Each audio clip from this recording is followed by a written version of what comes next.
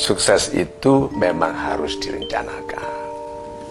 Karena orang yang tidak berencana sukses seperti berencana gagal. Toh, ini. Tetapi kalau kita rencanakan kan belum tentu sukses. Betul. Yang punya rencana saja belum tentu sukses, apalagi yang tidak punya rencana. Oke, nah sekarang yuk kita lihat esensi dari target. Niat awal mengapa kita harus punya tujuan. Ya, oke. Kalau kita mau pergi ke Surabaya dari Jakarta, ini kan tujuan. Kalau ada jembatan yang putus di sana, apa yang kita lakukan? Kan terhalangi dalam perjalanan. Apa yang kita lakukan? Cari jalan lain. Tujuannya sama. Itu loh. Orang kalau tidak punya tujuan kalau tidak punya tujuan dalam hidupnya, kejadian yang tidak disukainya sehari-hari bisa membuat dia lupa mau kemana. Karena dia tidak punya satu tujuan yang membuatnya berorientasi dari sudut manapun ke situ. Makanya rencana itu harus akan tercapai. Tidak ada yang bisa menjamin, itu bagian dari yang gaib di masa depan. Tetapi kalau kita tidak punya tujuan, yang terjadi dalam keseharian kita membuat kita kehilangan arah. Oke, jadi tujuan utama, esensinya adalah bahwa tujuan itu dibutuhkan supaya dalam penyesuaian diri kita terhadap yang terjadi dalam keseharian tetap mengarahkan kita pada yang kita impikan atau yang kita cita-citakan. Dah, satu lagi. Orang yang punya tujuan lebih hemat menggunakan apapun karena tidak kesana dulu, karena dia jelas kesana. Maksud dari lebih hemat menggunakan apapun terutama adalah menggunakan hidupnya. Hidupnya tidak diboroskan untuk ini, untuk itu, untuk ini, untuk itu. Hidupnya lurus ke arah yang diinginkan. Ini loh yang disebut sukses semudah mungkin. Sukses semudah mungkin itu bisa 40 tahun, bisa 50 tahun. Bilang, loh, kok 50 tahun sukses Pak Mario? Ya, untuk orang biasa 400 tahun. Orang ini 60 tahun mencapai yang dilakukannya, tapi kebesaran dari yang dicapainya membutuhkan orang biasa yang gak fokus 400 tahun. Itu namanya sukses semudah mungkin. Tuh. Gampangnya ya memang oke, 30-an sudah sukses, oke, 40-an sudah sukses. Tapi yang penting adalah besarnya yang dicapainya. Nah, besar yang dicapainya ini berarti besar kemanfaatannya bagi sesama, bagi perlindungan alam, bagi pemuliaan ciptaan Tuhan. Ini besar. Rencana harus, karena kita perlu untuk memfokuskan semua energi ke satu titik.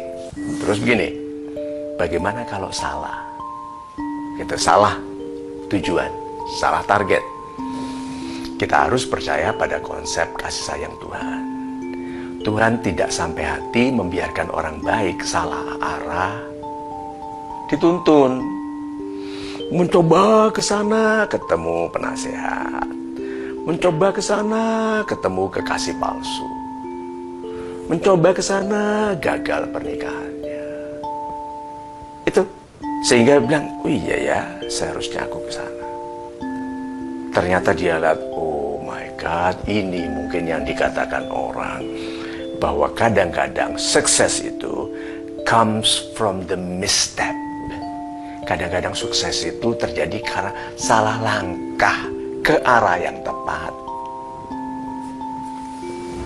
Apa artinya? Salah langkah ke arah yang tepat. Salah langkah karena itu bukan maksudnya.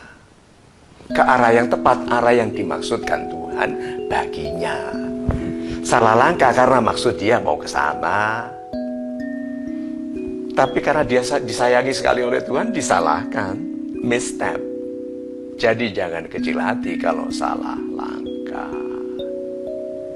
Kalau selama niatnya baik, kesalahan dalam tujuan yang baik tetap lebih baik daripada berhasil mencuri, berhasil korupsi, berhasil menjabat untuk korupsi.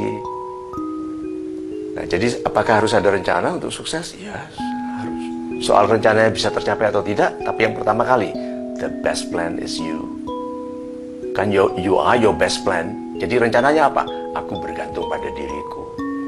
Kalau aku tidak punya rencana pun, aku akan sukses. Contohnya saja, orang yang pintar main bola akan hidup di seluruh dunia. Dia katakan saja backpacknya waktu tidur dicuri di kereta api, oke? Paspor hilang, baju hanya tinggal baju yang dipakainya, uang nggak ada. Dia kelaparan jalan di kampung, di negara yang tidak dikenalnya, tidak ditahunya, bahasa nggak kenal. Dia lihat sekelompok anak muda main bola, dia lihat di lapangan. Dia sebagai seorang yang ahli, dia bilang ini anak-anak masih amatir ini mainnya gitu kan, gitu. Bolanya kemana-mana, tahu-tahu bolanya gelinding ke arah dia, gitu. Gawang 100 meter ya, melenceng ke dia 125 meter. Dia tendang masuk ke gawang yang sana. Apa yang dilakukan oleh 22 orang ini plus coachnya plus semua penggembira, apa yang dilakukan? Nah, tendang mas, waktu tendang dia udah jalan, kan dia mau cari kedutaan. Waktu tendang itu yang nggak lihat lagi jalan, masuk, apa yang dilakukan? Dikejar, ikut kita. Kalau kita mana, ikut Persema aja gitu. Gitu, enggak Persib aja gitu kan. Nah itu loh, diperebutkan kan? Dia bilang no language, I cannot speak your language. It's okay, money, you know money. Gitu dia, dolar, money. Itu loh. Berarti anak muda itu harus betul-betul punya kemampuan yang dihargai orang dimanapun dia berada. Coba bayangkan, kalau katakan kemampuan itu bisa dihargai sekali di Magelang, ya, hebat sekali di sana, di Mojokerto, atau dia memang mau mendirikan K-pop, band K-pop Kediri, itu bisa. Dan jadi kalau gitu, sukses harus direncanakan, dan rencana terbaiknya adalah kualitas pribadi Anda. Gitu.